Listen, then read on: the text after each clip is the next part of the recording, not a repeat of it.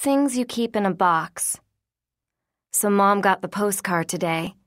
It says congratulations in big curly letters, and at the very top is the address of Studio TV 15 on West 58th Street. After 3 years of trying, she has actually made it. She's going to be a contestant on the $20,000 Pyramid, which is hosted by Dick Clark. On the postcard, there's a list of things to bring. She needs some extra clothes in case she wins and makes it to another show, where they pretend it's the next day, even though they really tape 5 in one afternoon. Barrettes are optional, but she should definitely bring some with her. Unlike me, Mom has glossy red hair that bounces around and might obstruct America's view of her small freckled face. And then there's the date she's supposed to show up, scrawled in blue pen on a line at the bottom of the card. April 27th, 1979, just like you said. I checked the box under my bed, which is where I've kept your notes these past few months. There it is, in your tiny handwriting. April 27th, Studio TV 15. The words all jerky-looking, like you wrote them on the subway. Your last proof. I still think about the letter you asked me to write. It nags at me, even though you're gone and there's no one to give it to anymore. Sometimes I work on it in my head, trying to map out the story you asked me to tell, about everything that happened this past fall and winter. It's all still there, like a movie I can watch when I want to, which is never. Things that go missing. Mom has swiped a big paper calendar from work and scotch-taped the month of April to the kitchen wall. She used a fat green marker, also swiped from work, to draw a pyramid on April 27th with dollar signs and exclamation points all around it. She went out and bought a fancy egg timer that can accurately measure a half minute. They don't have fancy egg timers in the supply closet at her office. April 27th is also Richard's birthday. Mom wonders if that's a good omen.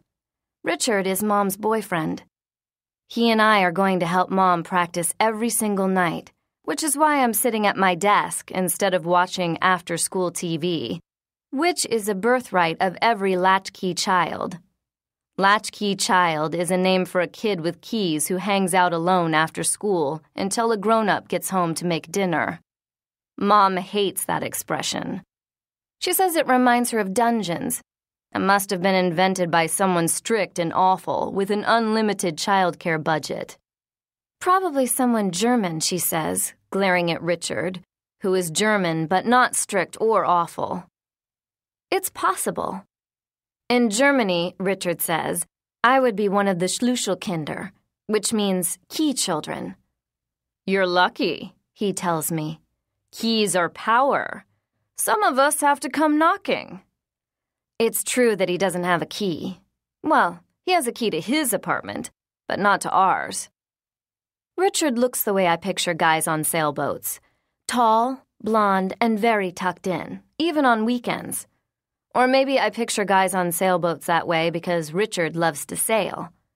His legs are very long, and they don't really fit under our kitchen table, so he has to sit kind of sideways, with his knees pointing out toward the hall. He looks especially big next to Mom, who's short and so tiny she has to buy her belts in the kids' department and make an extra hole in her watch band so it won't fall off her arm. Mom calls Richard Mr. Perfect because of how he looks and how he knows everything. And every time she calls him Mr. Perfect, Richard taps his right knee. He does that because his right leg is shorter than his left one. All his right foot shoes have 2-inch platforms nailed to the bottom so that his legs match. In bare feet, he limps a little. You should be grateful for that leg, Mom tells him. It's the only reason we let you come around. Richard has been coming around for almost 2 years now. We have exactly 21 days to get Mom ready for the game show. So instead of watching television, I'm copying words for her practice session tonight. I write each word on one of the white index cards Mom swiped from work. When I have 7 words, I bind the cards together with a rubber band she also swiped from work. I hear Mom's key in the door and flip over my word piles so she can't peek. "Miranda?" She clomps down the hall. She's on a clog kick lately, and sticks her head in my room. "Are you starving? I thought we'd hold dinner for Richard." "I can wait." The truth is, I've just eaten an entire bag of cheese doodles. After-school junk food is another fundamental right of the latchkey child. I'm sure this is true in Germany, too.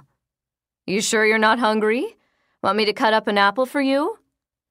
"What's a kind of German junk food?" I ask her. "Wiener Krispies?" She stares at me. "I have no idea. Why do you ask?" "No reason." "Do you want the apple or not?" "No. Get out of here. I'm doing the words for later." "Great." She smiles and reaches into her coat pocket. "Catch." She lobs something toward me, and I grab what turns out to be a bundle of brand new markers in rainbow colors, held together with a fat rubber band. She clomps back toward the kitchen. Richard and I figured out a while ago that the more stuff Mom swipes from the office supply closet, the more she's hating work. I look at the markers for a second and then get back to my word piles. Mom has to win this money.